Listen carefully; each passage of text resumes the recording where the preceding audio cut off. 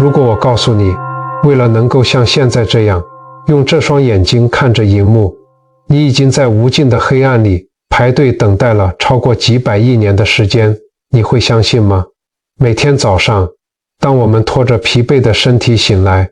随着拥挤的车厢摇晃，为了房贷、车贷和还不完的人情世故焦头烂额时，我们常常觉得自己只是一颗随时可以被替换的螺丝钉。在这个拥有80亿人口的世界里，人似乎是最不值钱的。日复一日的辛劳让你觉得自己的生活很普通，甚至充满了委屈和微不足道。你开始怀疑，这么累的活着，难道我辛辛苦苦来到这个世界就是为了受苦和还债的吗？我太懂这种深深的无力感了，因为我们都忘了，我们现在披着的这件人的外衣到底有多贵重。你能生而为人，是因为在无量无边的时间长河里，在数不清的轮回与沉沦之后，你的灵魂终于千辛万苦地走到了这一步。如果你现在正处于这种对生活感到迷茫、疲惫甚至绝望的状态，请务必把今天的内容看完。接下来，我们将用佛陀在2500多年前揭开的宇宙真相，带你重新审视你身上的这具肉身。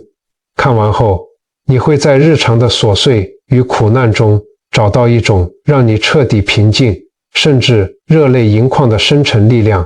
帮你找回真正为自己而活的底气。这是一部可能会彻底颠覆你生命观的影片。在我们正式进入佛陀看见的那个震撼真相之前，我想请你先做一个微小的动作，在留言区打上这8个字：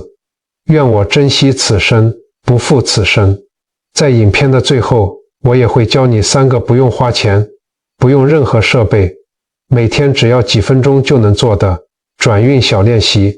请一定要看到最后。这不仅仅是一个仪式，更是你对自己灵魂的一次深深唤醒。每当我们打下这句话，就像是在内心深处为自己点亮了一盏灯。准备好了吗？我们现在开始。现在，我想请你在脑海中跟着我一起想象一个画面。2500多年前，佛陀在即将入灭，也就是准备离开这个世间之前，他看着身边围绕的弟子，做了一个极其简单却无比震撼的动作。他蹲下身，从地上抓起一把土，然后慢慢松开手，让泥土从指缝间一点一滴地滑落。最后，他把手举起来，看着指甲缝里残留的那几粒微小的灰尘。佛陀看着弟子们说：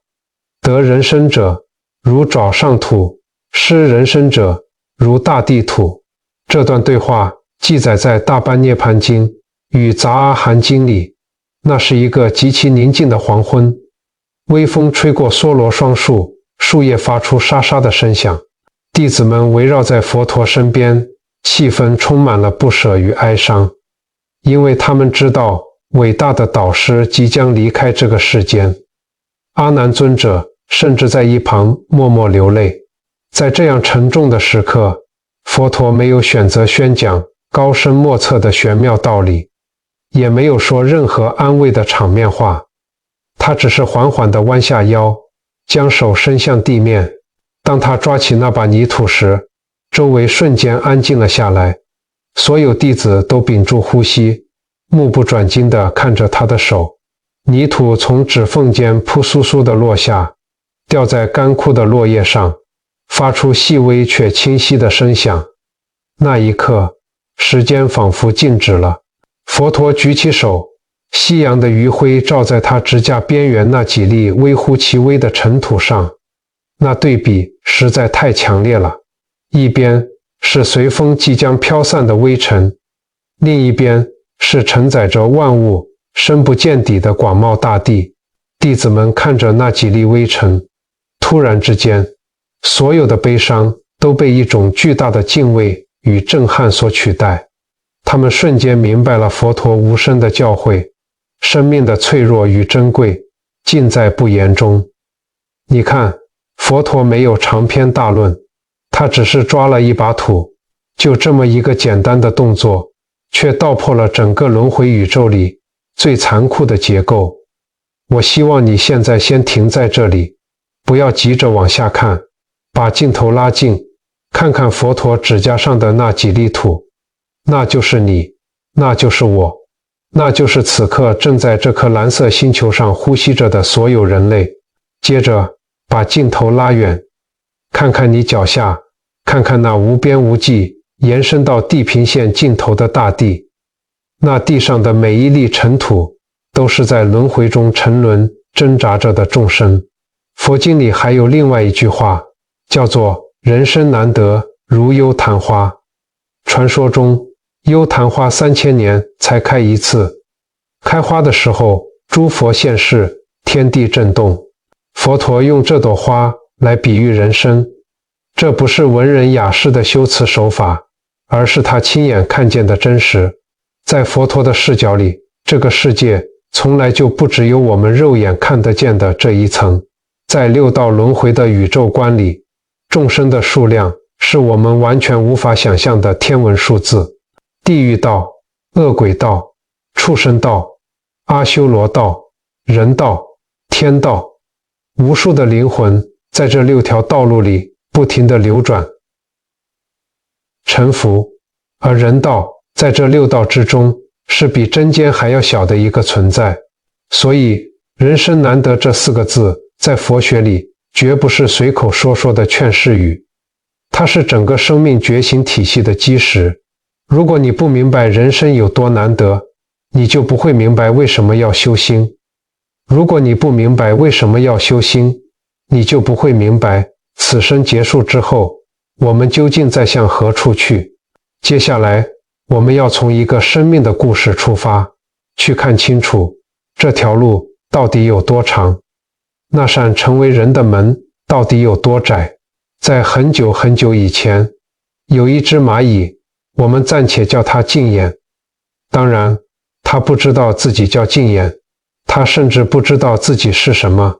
它只是存在着在某个我们无法用语言描述的时间坐标里，以一种极其微小的形态感知着这个世界。在佛教经典的记载中，有这样一则震撼人心的记述：从毗婆尸佛住世的年代，也就是距今91劫以前，有一道意识一直流转至今，却从来未曾以人身出现过91劫。你知道1劫有多长吗？佛经里有一种比喻是这样说的：有一座方圆40里的巨石，每隔100年会有一位天人从天上降临，用极其轻薄的丝绸轻轻拂过这块巨石一次。等到这块无比巨大的石头被这层轻薄的天衣完全磨平的时候，1劫的时间都还没有结束，而镜眼就在轮回里漂流了91劫。镜眼最初的记忆是无尽的黑暗，那种黑暗里没有温度，没有声音，甚至没有时间流逝的感觉，因为在那里，时间本身是凝固的。那里是地狱道，镜眼在那里不知道待了多久，他没有手，没有脚，没有眼睛，甚至没有一个固定的形态，却拥有着比任何人间痛苦还要敏锐1000万倍的感知力。然而，那种极度敏锐的感知力，却只能用来承受无尽的痛苦。你可以想象什么叫做只剩下感受痛苦的能力吗？没有思想，没有希望，没有这一切总有一天会结束的信念，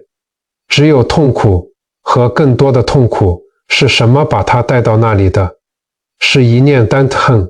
是许多世以前，那道意识在某一个短暂的人形轮回里，用极大的恶意对待了另一个生命。那个恶意并没有瞬间消散，它像是一颗种子落入了意识的最深处，等待着某一个适合萌芽的条件。当条件成熟，死亡来临，镜眼的意识就在业力的牵引下直直坠入了那片黑暗。当镜眼的意识终于从那片黑暗里浮出来时，他以为自己解脱了，但他错了，他来到了恶鬼道。恶鬼道里有光，有颜色，有空间，但那种有比黑暗更加残忍。净眼有了喉咙、胃和嘴巴，可是无论吞下什么，都会在喉咙瞬间化为烈焰，灼烧五脏六腑。他能看见清澈的水与丰盛的食物，但只要一靠近，那些东西就在眼前瞬间蒸发，或变成腐坏的尸骸。你体验过极度口渴却喝不到水的感觉吗？把那种感觉放大10000倍，再持续数百年、数千年，没有任何一秒的缓解。这就是恶鬼道的日常。又是许多劫过去，恶鬼的业报渐渐消耗，净眼再次转身，成了一只可以在大地上行走的蚂蚁。你也许觉得当动物总比地狱和恶鬼好吧？那你真的低估了畜生道的困境。净眼每天的任务就是搬运、筑巢、繁衍，然后死去，再生，再搬运，再死去。但他最深的困境不是身体的劳苦，而是他不能思考。他没有能力问自己，我为什么在这里？他只有本能，本能驱动着他，像一台毫无意识的机器，日复一日的运转，从不停歇，也从不质疑。这才是畜生道最可怕的地方，不是苦，是愚，是意识被彻底封死，无法产生哪怕一丝丝想要离开的念头。业力不是残酷的惩罚者，而是一台如实运作的机器。净眼在无数次的畜生道里打转，始终没有足够的善业能让他去叩响人道的那扇门。直到有一天，发生了一件极其微小的事。一个修行人走在山间小路上，正要踩下去时，忽然停住了。他低头看见净眼正背着比自己大3倍的食物吃力地爬着。修行人轻轻绕开了他，继续向前走。就在那一刻，净眼意识深处，一缕细如发丝的东西被触碰了。佛教把这种东西叫做善缘。后来他转生成一只虫，生活在一棵树下。树下每天有一位老僧在打坐，老僧平静的呼吸与诵经声，日夜渗入泥土。在那座古老寺院的地砖缝隙里，净眼的生活不再只有搬运和生存。每天清晨，当天色还是一片漆黑时，寺院里就会传来低沉而悠远的晨钟声。那钟声伴随着和尚们整齐的早课诵经声，化作一阵阵微细的震动，穿透坚硬的地砖，传导到净眼微小的身体里。其他的蚂蚁依然盲目地四处乱窜，但净眼却会在那一刻不由自主地停下脚步。他不懂那是什么声音，但那震动带来了一种前所未有的安宁感。有一次，一位老和尚在庭院里用斋，不小心掉落了一粒白米饭。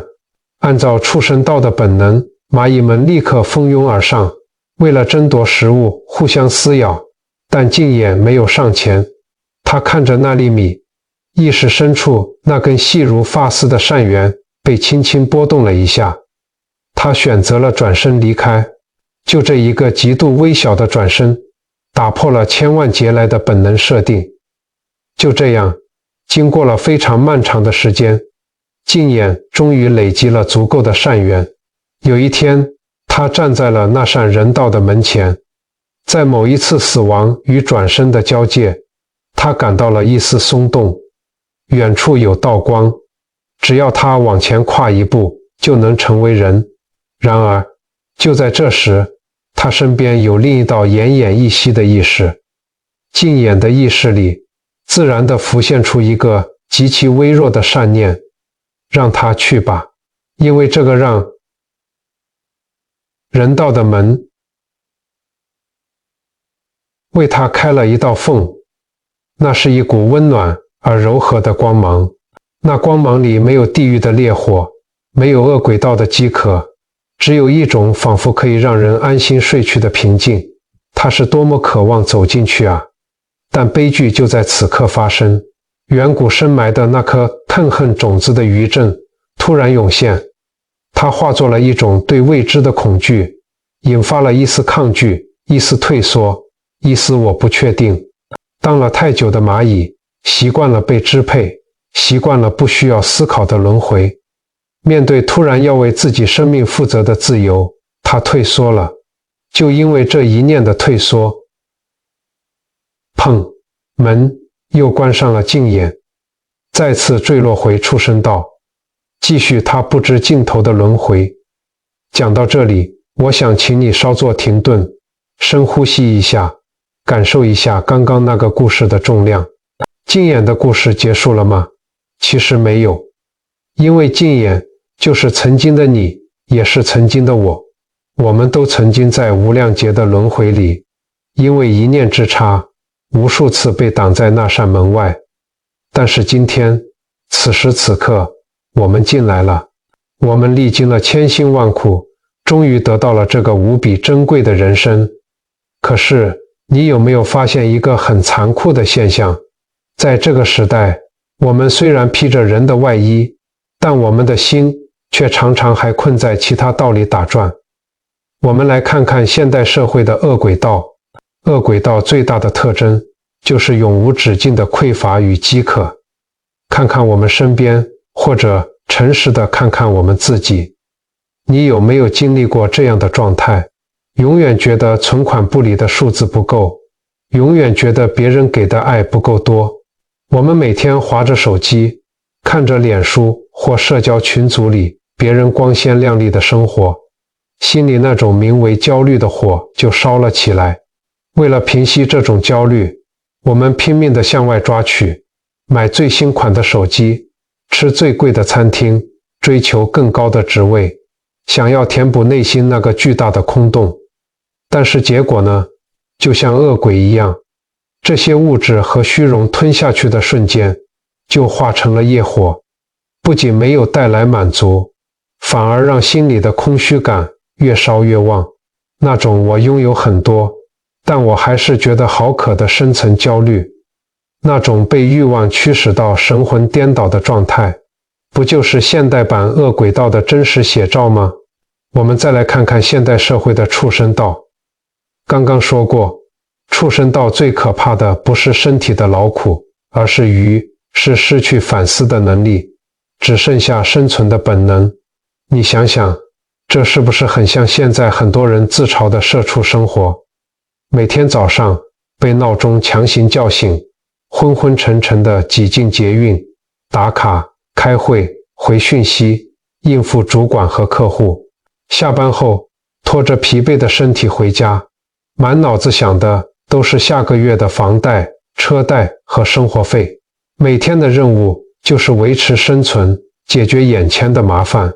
然后累得倒头就睡，明天醒来继续重复。我们太累了，累到没有力气，也没有时间去停下来问自己一句：我为什么在这里？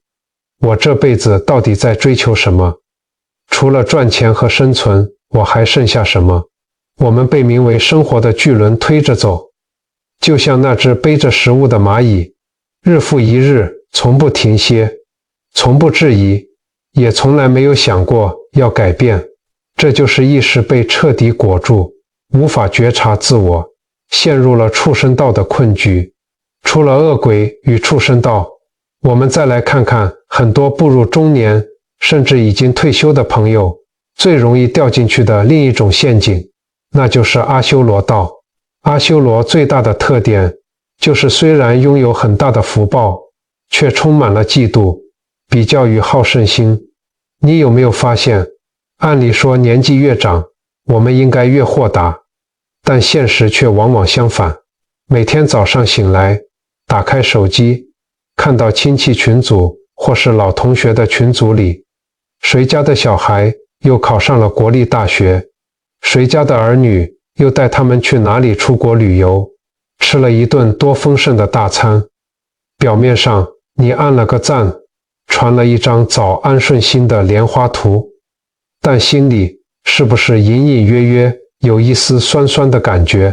或者每天晚上吃饱饭，坐在客厅的沙发上，打开电视，看着那些政论节目，看着荧幕上的人吵成一团，你也跟着血压飙高，跟着破口大骂。明明你现在的生活衣食无余，有饭吃，有觉睡，却每天为了那些跟你真实生活根本无关的争论，弄得自己心神不宁，甚至连家人端盘水果过来，你都没有好脸色。去一趟传统菜市场，为了几块钱跟菜贩讨价还价，气呼呼地回家，或者在公园里跟老朋友聊天，做早操时，总是有意无意的要证明自己过得比别人好，懂得比别人多，这就是标准的阿修罗道状态。我们用大半辈子的辛劳换来了安稳的晚年，却把这最珍贵的福报消耗在无意义的比较和情绪的拉扯里。明明坐在舒适的家里，心却像在战场上跟人厮杀。还有一种状态，也是很多长辈特别容易陷入的，那就是对儿女无止境的牵挂与执着。年轻的时候，为了养家糊口，我们就像在畜生道一样，为了生存低头做牛做马，好不容易把孩子拉拔长大了，他们成家立业了，我们的心却依然放不下，每天操心他们有没有吃饱穿暖，操心孙子有没有人帮忙带，甚至连他们夫妻周末要去哪里玩，钱怎么花，你都忍不住想要管一管。只要他们有一天没有顺着你的意思，或者过年过节因为太忙没有回来看你，你的心里就充满了委屈和失落，觉得自己一辈子的付出都没有得到回报，觉得他们不懂得感恩。这种感觉是什么？这其实就是另一种形式的恶鬼道。我们在情感上变成了一个永远吃不饱，永远觉得匮乏的恶鬼。我们用名为爱的绳子绑架了儿女，也深深地绑缚了自己。除了前面说的这几种状态，其实在我们身边还有一种最让人心碎的处境，那就是现代社会的地狱道。你可能会觉得地狱听起来太极端了，但在现实生活中，地狱的本质是什么？是极其漫长且无法逃避的痛苦，连一丝喘息的空间都没有。对于步入中年的我们来说，地狱往往不是外在的酷刑，而是内心深处彻底的囚禁。你身边一定有这样的人，或者你自己也曾经历过，被一段早已破裂但因为种种原因无法割舍的婚姻折磨着，或者遭遇了亲近之人的背叛，生意合伙人的欺骗，那股巨大的多恨与不甘心，就像一条毒蛇死死地缠在心上，每天睁开眼，脑海里全是对那些伤害过你的人的怨恨，甚至在无数个失眠的夜里，恨不得与对方同归于尽。这种无法放下的执念，把当下的每一分每一秒都变成了刀山火海。外人看着你表面上好好的，但只有你自己知道，你的心每一天都在油锅里煎熬，没有过去，也没有未来，只有无休止的痛苦。这就是最真实的人间地狱。是什么把你困在这里的？不是别人，正是你不愿意放手的那一念缩恨，是你自己亲手打造了这座牢笼。讲完了苦难，我们再来聊聊另一种很多人梦寐以求，却同样极其危险的状态——现代社会的天道陷阱。很多朋友奋斗了大半辈子，终于事业有成，或者存够了钱，早早地办了退休，孩子们也都很争气，不需要操心。这时候，他们进入了一种类似天人的状态，每天的生活就是打高尔夫，跟姐妹喝精致的下午茶，到处出国旅游，买名牌包。一开始，这种生活确实非常快乐，仿佛置身于天堂。可是，时间一长，你仔细去观察这些处在天道里的朋友，你会发现他们眼中渐渐失去了一种光芒，因为在极致的安逸和物质享受中，心是会慢慢变得麻木的。每天都在吃喝玩乐，却觉得日子越来越无聊，心里总有一种说不上来的空虚感。更可怕的是现代版的天人五衰。当这些习惯了高高在上，被物质和安逸包围的天人，有一天突然面临身体的衰老，发现再贵的保养品也挡不住眼角的皱纹，或是突然遇到大环境改变，资产大幅缩水，那种从云端瞬间坠落的恐慌，足以让他们的精神世界瞬间崩塌，因为他们早就失去了在挫折中反思，在苦难中觉察的免疫力。他们在安逸中消耗着自己好不容易累积来的巨大福报，却从来没有想过利用这些富足的时间和资源，去提升自己的意识维度，去修拔自己的灵魂。当福报享尽的那一刻，那种不知所措的痛苦，往往比普通人还要剧烈千万倍。无论是困在地狱道的怨恨里，还是迷失在天道的安逸中，我们其实都忘记了自己真实的处境。直到有一天，你坐在医院冷清的候诊区里，也许是等待一份体检报告，也许是准备进行一场小手术，空气里弥漫着消毒水的味道，周围是来来往往、面容憔悴的病患和家属。在那段漫长而煎熬的等待时间里，你的心突然安静了下来。你回想起昨天还在为了一点小事跟邻居生闷气，回想起上个月还在为了股票的涨跌彻夜难眠，回想起那些在亲友群组里非要争个输赢的面子。在生死与健康的面前，这一切突然变得无比荒谬且微不足道。你拿着报告的手微微发抖。在那一瞬间，名为阿修罗的骄傲粉碎了，名为恶鬼的执着也消散了。你突然意识到，这具陪伴了你大半辈子的身体已经开始发出磨损的抗议声。它就像是一间租来的房子，而租约是会有到期的一天的。我们花了那么多时间去装潢这间房子的外表，去向别人炫耀这间房子有多华丽，却忘记了好好坐在房子里享受片刻的宁静。这个突如其来的醒悟，就是你内在那个沉睡已久的人道意识，终于突破了重重迷障，再次苏醒了过来。它在提醒你，剩下的日子，别再把宝贵的能量消耗在那些带不走的虚妄之中。你有没有想过，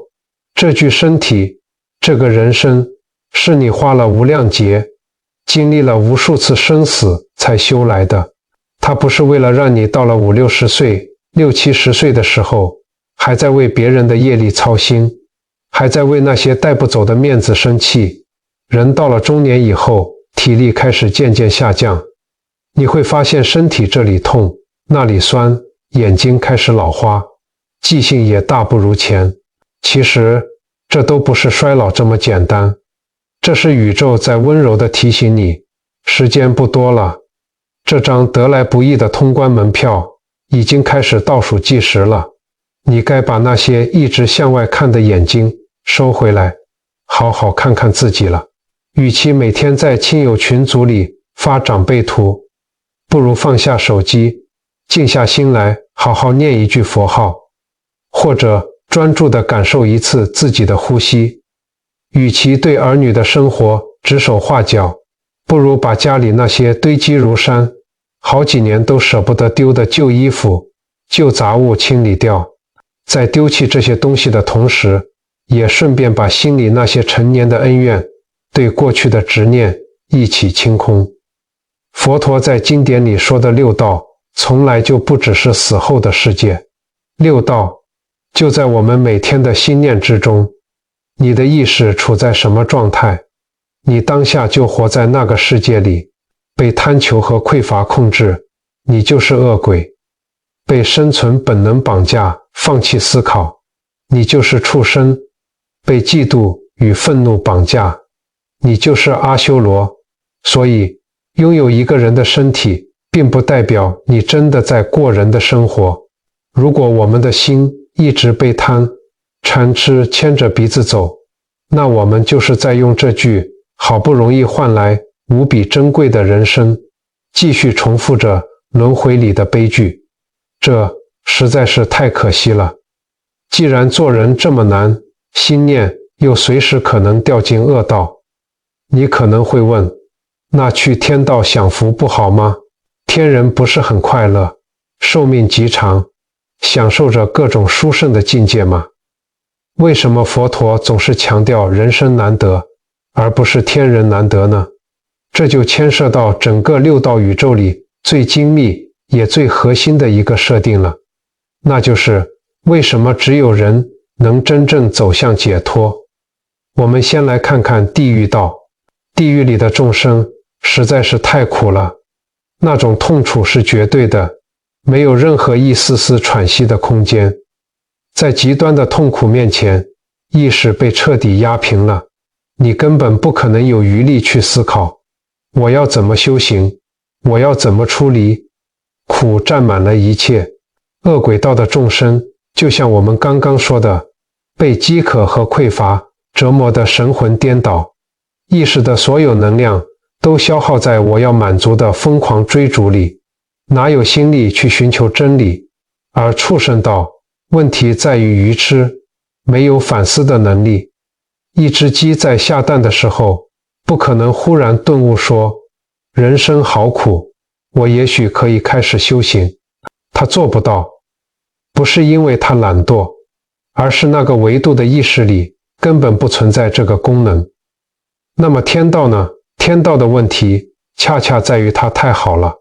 天人在那种极致的安乐与享受里，岁月悠悠，寿命极长，他们每天都被快乐包围着。在这种状态下，根本不会升起我要改变，我要出离轮回的念头。人一旦处在太安逸的状态中，是很容易沉沦的，直到天福耗尽的那一天。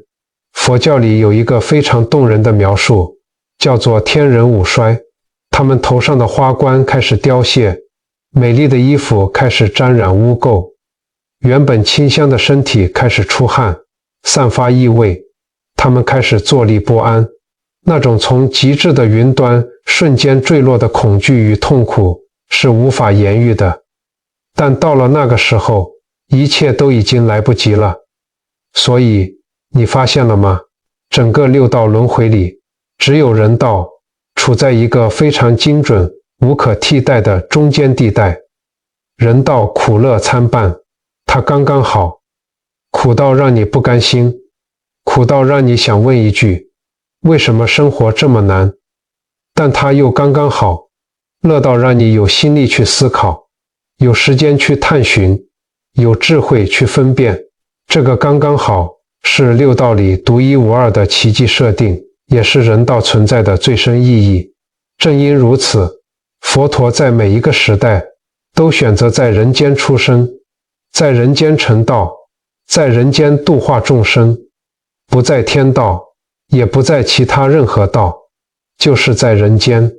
因为这里是整个轮回宇宙里意识最有可能觉醒的地方。失去这个苦乐参半的人生，下一次要再把各种善缘凑齐，精准地落在这个区间。佛陀说，那是万劫难复，这不是恐吓，这是宇宙运行的精密演算法。走到今天，你手里握着的这具身体是全宇宙最高级的通关门票，它赋予了你一个其他道众生都没有的不可思议的能力，那就是停下来看一下的能力。说了这么多，你可能会觉得，好，我知道人生很难得了，我也知道我不该浪费，但我只是一个普通人，我不可能出家，我也没有时间每天打坐念经，那我到底该怎么办？别担心，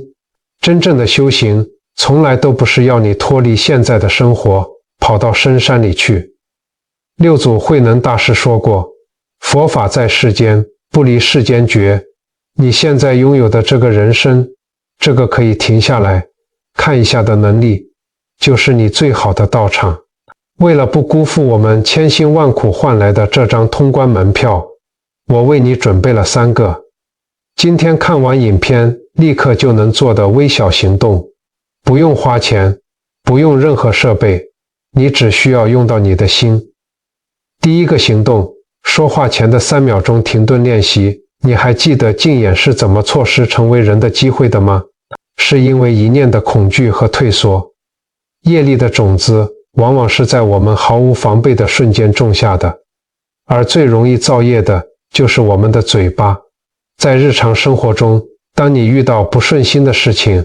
当伴侣惹你生气，当孩子不听话，或者当同事推卸责任的时候，那股名为共恨的火会瞬间冲上脑门。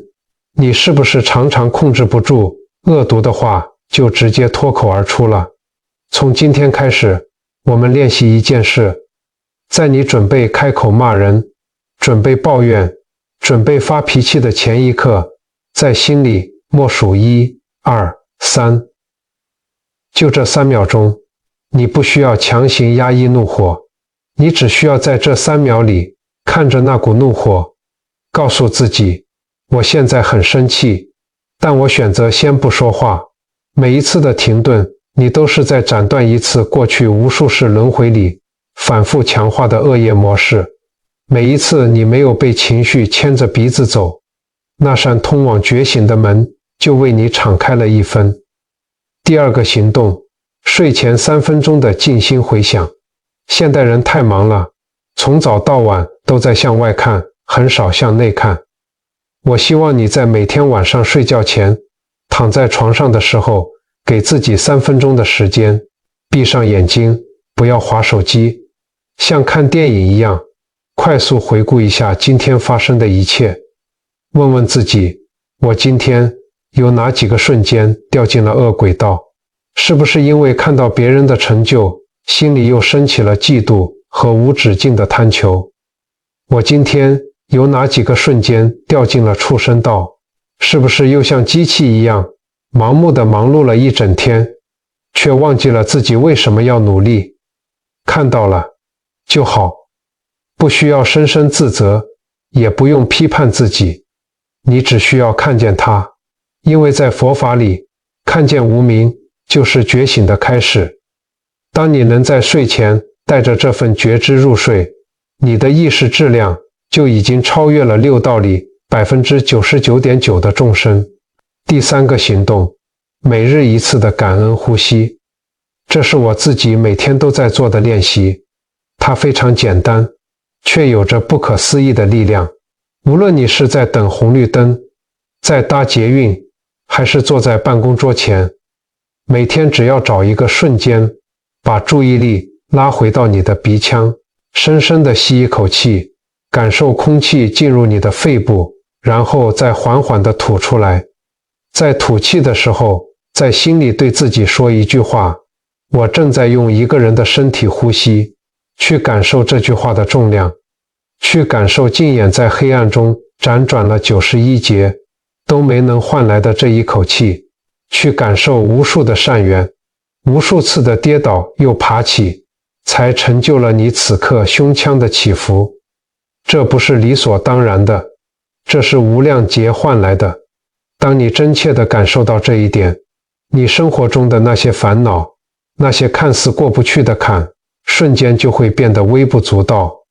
你会产生一种非常奇特、平静而深沉的力量。这3个微小的行动，就是我们对这具肉身最深情的珍惜。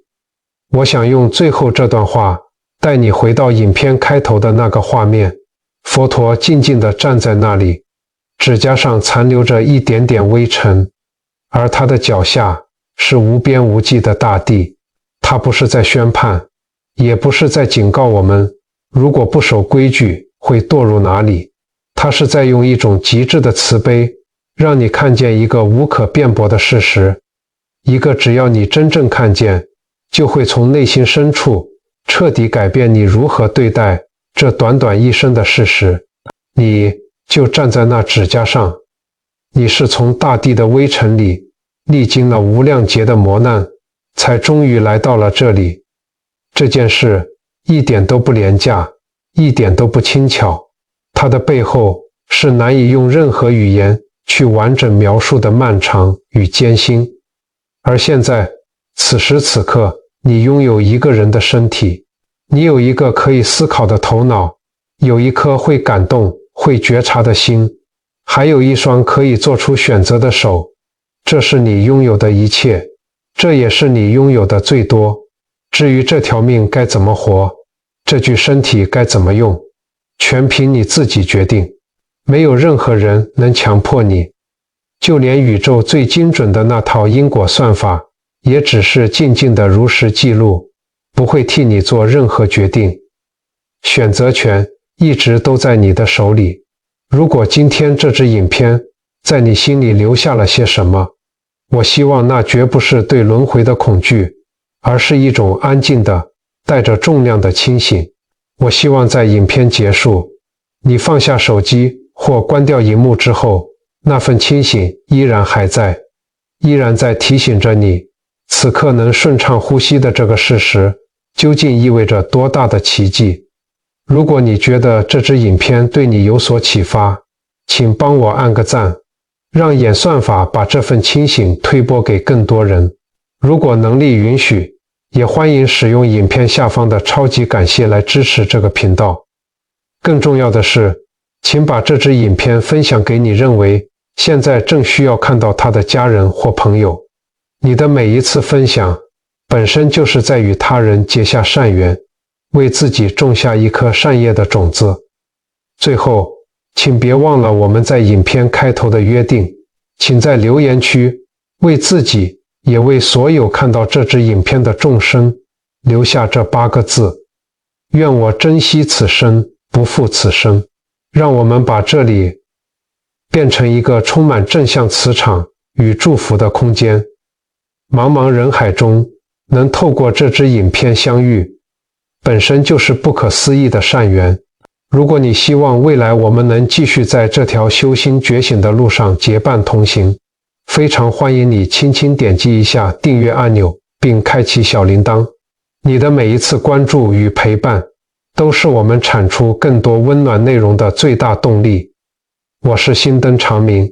祝福你平安喜乐，我们下次见。